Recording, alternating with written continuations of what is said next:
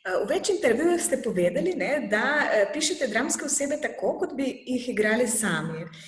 Pa vendarle si najbolj predstavljate, kateri igralec ali igralka bi bil najboljši za določen lik? To, če mi nohte puliš, zdaj ne bom priznal. Je tako, predstavljam si... Moram se Italijano.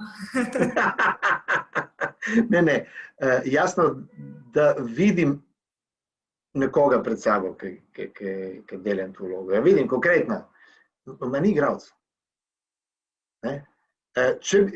Dosti krat so zasedbe, recimo, ki jih je Vito postavi, ker on je režiser, jaz ne upam si tega, tudi kolegom, ki smo skupaj v ansamblu, jaz ne morem reči, ti boš tu igral, ti pa tega ne boš zadolgala, ti si, ti bom razmislil, ne morem. Jaz sem del njih in si te trznosti, pa tudi, če bi izbiral, bi verjetno, če sam razmišljam, izbiral preveč čustveno. Tebi bi pa rad nekaj dal, tebi pa... Tako da rejši ne dam nič nobeno. In prepustim nekomu, ki to res zna. In Vito je definitivno marsikaj, ampak je pa med drugim tudi velik umetnik za sebe. On ne okoliši in da točno tisto, kar misli, da je. In pri tej selekciji je zelo, zelo natančen in zelo dober.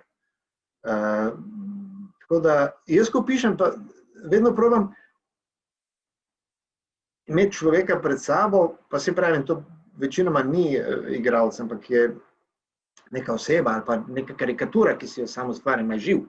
Ja imam pred sabo, ko pišem, mislim, zveni schizofreno, sem drugače zdrav, vsaj pravijo, da?